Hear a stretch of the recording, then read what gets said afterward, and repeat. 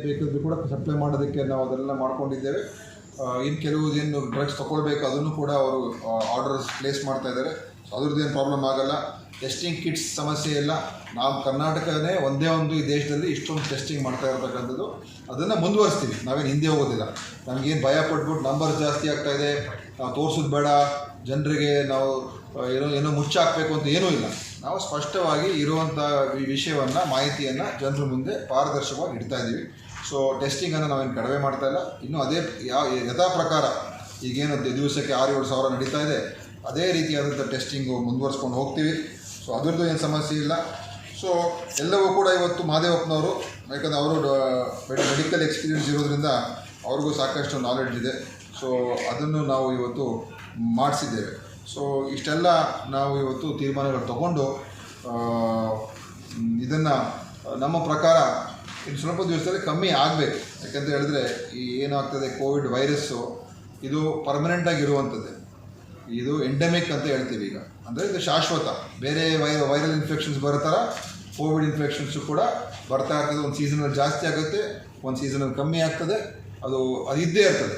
So ನಾವು ಸದಾಕಾಲ ಸಜ್ಜಾಗಿರಬೇಕು.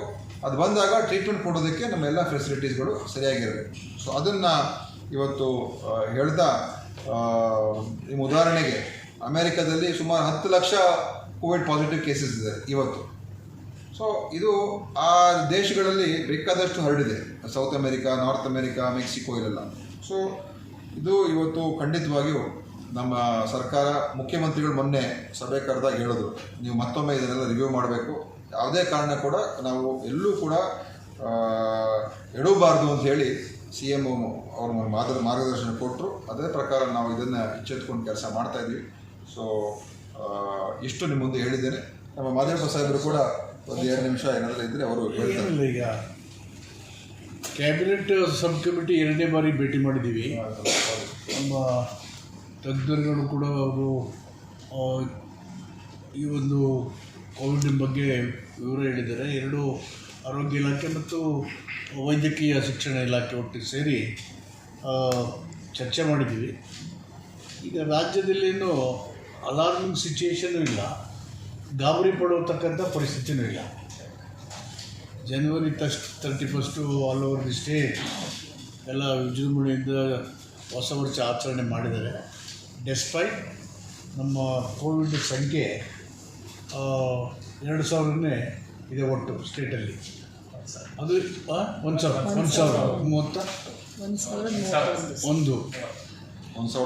ಈ 1,031 ಯಾಕೆ ಬಂತು ಅಂದರೆ ಟಾರ್ಗೆಟೆಡ್ ಟೆಸ್ಟಿಂಗ್ ಮಾಡ್ತಾಯಿದ್ದಾರೆ. Karnataka is the only state in the country targeted testing. 5,000 target ಕೊಟ್ಟಿದ್ರು, 7,000ಕ್ಕಿಂತ ಹೆಚ್ಚು ಟಾರ್ಗೆಟ್ ಮಾಡಿದ್ದಾರೆ. More number of targeted test you conduct, more number of cases you will find. Cases ಜಾಸ್ತಿ ಆದ ತಕ್ಷಣ ಗಾಬರಿ ಆಗೋಂಥ ಪರಿಸ್ಥಿತಿ ಏನಿಲ್ಲ. ಕ್ಯಾಶುಯಾಲಿಟಿ ಆಗಿರೋದು because of the comorbid. 2 death ಕೋವಿಡಿಂದ ಕನ್ಫರ್ಮ್ಡ್ ಆಗಿದೆ. ಬಟ್ ಆರೋಗ್ಯ ಇಲಾಖೆ, ಸರ್ಕಾರ ಯಾವುದೇ ಸಿಚುವೇಶನ್ ಬಂದರೆ ಜನರ ಆರೋಗ್ಯ ಕಾಪಾಡೋದ್ರಲ್ಲಿ ಸಜ್ಜಾಗಿದೆ. ಔಷಧಿಗಳಿಂದ ಹಿಡಿದು, ಆಕ್ಸಿಜನ್ ಹಿಡಿದು, ಬೆಡ್ಡಿಂದ ಹಿಡಿದು ಎಲ್ಲ ಸಿದ್ಧತೆ ಮಾಡ್ಕೊಂಡಿದ್ದೀವಿ. ಮತ್ತು ಇದನ್ನು ಅಲಾರ್ಮಿಂಗ್ ಸಿಚುವೇಶನ್ ಇಲ್ಲ, ಭಯಪಡೋಂಥ ವಾತಾವರಣ ಇಲ್ಲ. ಬಟ್ ಜನ ಎಚ್ಚರಿಕೆಯಿಂದ ಇರಬೇಕು, ಜಾಗೃತರಾಗಿರಬೇಕು. ಮತ್ತು ಈ ಒಂದು ಪರಿಸ್ಥಿತಿನ ನಿಭಾಯಿಸೋದಕ್ಕೆ ನಾವು IEC ಆ್ಯಕ್ಟಿವಿಟೀಸ್ನ ಹೆಚ್ಚು ಪ್ರಚಾರ ಮಾಡಿ ನಮಗೆ ನಾವೇ ರಕ್ಷಣೆ ಮಾಡೋ ರೀತಿಯಲ್ಲಿ ನಮ್ಮ ಆರೋಗ್ಯ ನಮ್ಮ ಕೈನಲ್ಲಿ ಅನ್ನೋ ಸ್ಲೋಗನ್ ಜೊತೆಯಲ್ಲಿ ನಾವು ಸುರಕ್ಷಿತವಾಗಿರಬೇಕು. ಒಂದೇ ಒಂದು ರಾಜ್ಯ ಅಂತ ನಾವು ಹೇಳ್ಬೋದು. ಆದ್ದರಿಂದ ನಾವು ಇದನ್ನು ಭಾಳ ಗಂಭೀರವಾಗಿ ಪರಿಗಣಿಸಿ ನಾವು ಕ್ರಮ ತಗೊಂಡಿದ್ದೇವೆ. ಸೊ ನಾವು 5,000 ಅಂತ ಹೇಳಿದರೂ ಕೂಡ ದಿನನಿತ್ಯ ಟೆಸ್ಟ್ಗಳು ಆಗ್ತಾ ಇರ್ತಕ್ಕಂಥದ್ದು 6,500, 7,000, 7,500 ಈ ರೀತಿಯಾಗಿ ಟೆಸ್ಟ್ಗಳು ಆಗ್ತಾ ಉಂಟು. 5,000 ಟಾರ್ಗೆಟ್ಗಿಂತ ಹೆಚ್ಚೇ ನಡೀತಾ ಇದೆ. ಸೊ ನಾವು ಇದನ್ನು ಸೀರಿಯಸ್ಸಾಗಿ ತೊಗೊಂಡಿರೋದ್ರಿಂದ ಪತ್ತೆ ಹಚ್ಚತಕ್ಕಂಥ ಕೆಲಸ ಕೂಡ ಹೆಚ್ಚಾಗ್ತಾ ಇದೆ. ಆದರೆ ಬೇರೆ ರಾಜ್ಯದಲ್ಲಿ ಅದು ಹೇಗಿದೆ ಅಂತ ನಾನು ಅವ್ರ ಬಗ್ಗೆ ಏನೂ ಮಾತಾಡೋಕ್ಕೆ ಹೋಗಲ್ಲ. ಆದರೆ ನಾವು ಕೋವಿಡನ್ನು ಭಾಳ ಗಂಭೀರವಾಗಿ ನಾವು ತೆಗೆದುಕೊಂಡಿದ್ದೇವೆ, ಸೀರಿಯಸ್ ಆಗಿ ತೊಗೊಂಡಿದ್ದೀವಿ. ಮತ್ತು ಯಾವುದೇ ರೀತಿಯ ನಮ್ಮ ಜನರಿಗೆ ತೊಂದರೆ ಆಗಬಾರ್ದು, ಎಲ್ರಿಗೂ ಯಾರಿಗೆ ಕೋವಿಡ್ ಬಂದಿರಲಿ ಅಂಥವ್ರ ಒಂದು ನಿಗಾವನ್ನು ವಹಿಸುವಂಥದ್ದು, ಅವ್ರನ್ನ ಮಾನಿಟರ್ ಮಾಡುವಂಥದ್ದು ಮತ್ತು ಅವ್ರಿಗೆಲ್ಲ ರೀತಿಯ ಚಿಕಿತ್ಸೆಗೆ ಸೌಲಭ್ಯವನ್ನು ಸಹಕಾರವನ್ನು ಕೊಡ್ತಕ್ಕಂಥದ್ದು ನಾವು ಇವತ್ತು ನಮ್ಮ ಆರೋಗ್ಯ ಇಲಾಖೆ ಮತ್ತು ವೈದ್ಯಕೀಯ ಶಿಕ್ಷಣ ಇಲಾಖೆ 2 ಇಲಾಖೆಗಳು ಕೂಡ ಸಜ್ಜಾಗಿ ಕೆಲಸ ನಿರ್ವಹಣೆ ಮಾಡ್ತಾ ಇದೆ. ಸೊ ಇದುವರೆಗೂ ಆಗಿರ್ತಕ್ಕಂಥದ್ದು. ಮತ್ತು ಇಲ್ಲಿವರೆಗೂ 21 ಜನ ತೀರ್ಕೊಂಡಿದ್ದಾರೆ ಅಂತ ಇದೆ. 26 ಜನ ತೀರ್ಕೊಂಡಿರೋರು ಕೋವಿಡ್ ಪಾಸಿಟಿವ್ ಆಗಿ ಬಂದಿರತಕ್ಕಂಥದ್ದು ಅಂತ ಇದೆ. ಆದರೆ ನಮ್ಮ ಡೆತ್ ಆಡಿಟ್ ಕಮಿಟಿ ಇದೆ ಮತ್ತು ನಮ್ಮ ಟೆಕ್ನಿಕಲ್ ಕಮಿಟಿಯವರು ಇದ್ದಾರೆ. ಅವರು ಪ್ರತಿಯೊಂದು ಆ 26ರಲ್ಲಿ 21ನ್ನು ಡೆತ್ ಆಡಿಟ್ ಮಾಡಿದ್ದಾರೆ. ಆ 21 ಡೆತ್ ಆಡಿಟ್ ಆಗಿರುವಂಥದ್ರಲ್ಲಿ ಅಂದರೆ ಸಂಪೂರ್ಣವಾಗಿ ಪರಿಶೀಲನೆ ಮಾಡಿದ್ದಾರೆ, ಯಾವ ಕಾರಣಕ್ಕೆ ತೀರ್ಕೊಂಡ್ರು, ಏನಾಯಿತು ಅಂತ. ಅದರಲ್ಲಿ 21ರಲ್ಲಿ 2 ಅವರಿಗೆ ಇದು ಕೋವಿಡ್ನಿಂದನೇ ಆಗಿದೆ ಅಂತ ಹೇಳೋದಕ್ಕೆ ಸಾಧ್ಯ ಆಗುತ್ತೆ. ಇನ್ನು ಉಳಿದಿರೋದೆಲ್ಲ ಬೇರೆ ಬೇರೆ ಅನೇಕ ಅವ್ರಿಗೆ ರೋಗಗಳು, ಕೋಮಾರ್ಬಿಡಿಟೀಸು, ಅವ್ರಿಗೆ ಬೇರೆ ಬೇರೆ ಸಮಸ್ಯೆಗಳೆಲ್ಲ ಇತ್ತು. ಸೊ ಈ 21ರಲ್ಲಿ 2 ಸ್ಪಷ್ಟವಾಗಿ ಕೋವಿಡಿಂದ ಆಗಿದೆ ಅಂತ ಹೇಳಿದ್ದಾರೆ. ಇನ್ನು 1ರಲ್ಲಿ ಇನ್ನೂ ಕೆಲವು ವರದಿಯನ್ನು ಅವರು ನಿರೀಕ್ಷಣೆ ಮಾಡ್ತಾಯಿದ್ದಾರೆ. ಸೊ 21ರಲ್ಲಿ 18 ಅಂತೂ ನೇರವಾಗಿ ಕೋವಿಡ್ಗೆ ಸಂಬಂಧ ಇಲ್ಲ ಅಂತ ನಾವು ಹೇಳ್ಬೋದು. ಆದರೆ ಕೋವಿಡ್ ಪಾಸಿಟಿವ್ ಆಗಿದ್ದು ತೀರ್ಕೊಂಡ್ರು. ಸೊ ಅದು ಒಂದು. ಯಾಕೆ ಹೇಳ್ತಾ ಇದ್ದೀನಿ ಅಂತ ಹೇಳಿದ್ರೆ, ಜನ ತುಂಬ ಆತಂಕಕ್ಕೆ ಒಳಗಾಗಬಾರ್ದು ಅಥವಾ ಒಂದು ಭಯಭೀತರಾಗ್ತಕ್ಕಂಥ ಪರಿಸ್ಥಿತಿ ಏನಿಲ್ಲ. ಕೋವಿಡಿಂದ ನಮಗೆ ನಮ್ಮ ರಾಜ್ಯದಲ್ಲಿ ಹೆಚ್ಚಾಗ್ತಾ ಇದೆ ಮತ್ತು ನಾವೆಲ್ಲೂ ಆಚೆ ಹೋಗಬಾರ್ದು ಮತ್ತು ಜನರ ಜೊತೆ ನಾವು ಬೆರೀಬಾರ್ದು. ಪಾಸಿಟಿವ್ ಆಗಿ ಇರುವಂಥ ಪೇಷಂಟ್ಸ್ ಇದ್ದಾರಲ್ಲ, ಅವರು ಸಂಪರ್ಕದಲ್ಲಿರ್ತಕ್ಕಂಥ ಹೈ ರಿಸ್ಕ್ ಪೇಷಂಟ್ಸ್ ಏನಿದ್ದಾರೆ, ಅವ್ರ ಸಂಪರ್ಕದಲ್ಲಿರ್ತಕ್ಕಂಥ ಹೈ ರಿಸ್ಕ್ ಸಿಂಪ್ಟೊಮ್ಯಾಟಿಕ್ ಪೇಷಂಟ್ಸ್, ಅಂದರೆ ಅವ್ರಿಗೇನಾದರೂ ಜ್ವರ, ಕೆಮ್ಮು, ನೆಗಡಿ, ಕಫ, ಬೆನ್ನೋವು ಈ ರೀತಿ ಇದ್ದರೆ ಅಂಥವ್ರಿಗೆ ಕೋವಿಡ್ ಟೆಸ್ಟ್ ಮಾಡಿ ಕಂಪಲ್ಸರಿ ಅಂತ ಹೇಳಿದ್ವಿ. ಇನ್ನು ಉಳಿದವ್ರಿಗೆ ಟೆಸ್ಟ್ ಮಾಡಬೇಕು ಅಂತ ನಮಗೆ ಹೇಳೋಕ್ಕೆ ಹೋಗೋದಿಲ್ಲ. ಸೊ ಈ ರೀತಿಯಾದಂಥ ಒಂದು ಮಾರ್ಗಸೂಚಿ ಇದೆ. ಇನ್ನೊಂದು ಐ ಸಿ ಯುಗಳಲ್ಲಿ ಇವತ್ತು ಸುಮಾರು 18 ಜನ ಐ ಸಿ ಯುಗಳಲ್ಲಿದ್ದಾರೆ ನಮ್ಮ ಆಸ್ಪತ್ರೆಗಳಲ್ಲಿ. 19 ಜನ ಐ ಸಿ ಯುವಲ್ಲಿದ್ದಾರೆ. ಸೊ ಆ ಐ ಸಿ ಯುಲಿ ಇರ್ತಕ್ಕಂಥ ಜನರನ್ನು ನಾವು ಮಾನಿಟರ್ ಮಾಡ್ತಾ ಇದ್ದೀವಿ. ಕೆಲವು ಬೆಂಗಳೂರಲ್ಲಿದ್ದಾರೆ, ಕೆಲವು ಬೇರೆ ಊರುಗಳಲ್ಲಿದ್ದಾರೆ.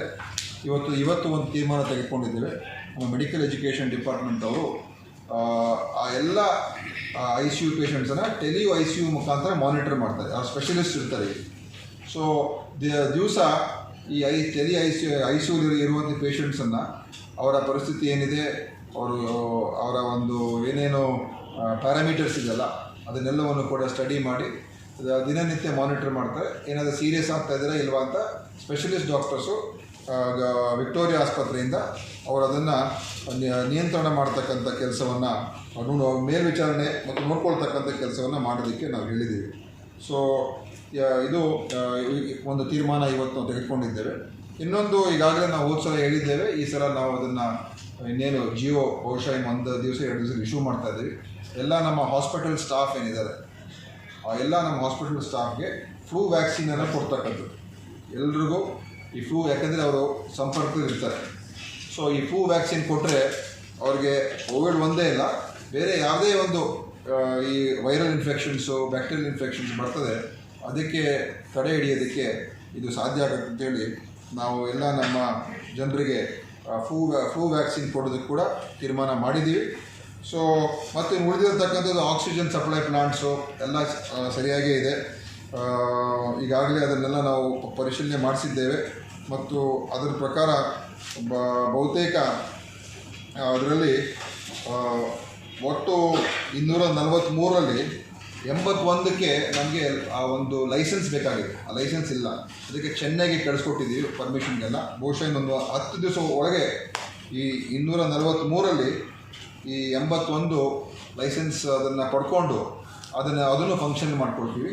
ಇನ್ನು ಉಳಿದಿರ್ತಕ್ಕಂಥದ್ದನ್ನು ನಾವು ಆದಷ್ಟು ಎಲ್ಲ ಫಂಕ್ಷನ್ಲ ಇಟ್ಕೊಂಡಿದ್ದೇವೆ ಮತ್ತು ಎಲ್ಲ ಇನ್ನು ಕೆಲವು ಕಡೆ ಸಣ್ಣ ಪುಟ್ಟ ಸಮಸ್ಯೆ ಇರೋದನ್ನು ಇನ್ನೊಂದು ವಾರದಲ್ಲಿ ಅದನ್ನು ಕೂಡ ಮಾಡ್ಕೊಳ್ತೀವಿ ಅಂತ ಹೇಳಿದ್ದಾರೆ. ಡಾಕ್ಟರ್ ಎಚ್ ಸಿ ಮಹದೇವಪ್ಪ ಅವರು ಹಾಗೂ ನಾನು ಮತ್ತು ನಮ್ಮ ಇಲಾಖೆಯ ಎಲ್ಲ ಪ್ರಮುಖ ಅಧಿಕಾರಿಗಳು ಹಾಗೂ ಟ್ಯಾಕ್ ಕಮಿಟಿಯ ಅಧ್ಯಕ್ಷರಾದಂಥ ಡಾಕ್ಟರ್ ರವಿ ಅವರು ಮತ್ತು ಇತರ ತಜ್ಞರ ಜೊತೆ ನಾವು ಚರ್ಚೆ ಮಾಡಿದ್ದೇವೆ ಮತ್ತು ಕೋವಿಡಿನ ಪರಿಸ್ಥಿತಿಯನ್ನು ಅದರ ಬಗ್ಗೆ ಸಂಪೂರ್ಣವಾದ ವಿವರಣೆಯನ್ನು ಕೂಡ ನಾವು ತೆಗೆದುಕೊಂಡಿದ್ದೇವೆ.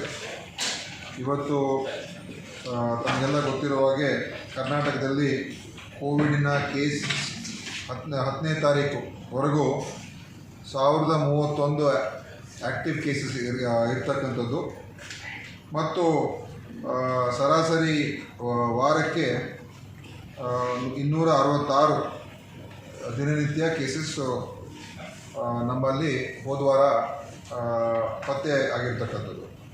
ಒಟ್ಟು 9ನೇ ತಾರೀಕು 252 ನಿನ್ನೆ 252 ಕೋವಿಡ್ ಪಾಸಿಟಿವ್ ಕೇಸಸ್ಸು ಆಗಿರ್ತಕ್ಕಂಥದ್ದು ಮಾಹಿತಿ. ಹೆಚ್ಚಿನ ವಿಡಿಯೋಗಳಿಗೆ ಪ್ರತಿಧ್ವನಿ ಯೂಟ್ಯೂಬ್ ಚಾನೆಲ್ ಸಬ್ಸ್ಕ್ರೈಬ್ ಮಾಡಿ, ಬೆಲ್ ಐಕಾನ್ ಕ್ಲಿಕ್ ಮಾಡಿ.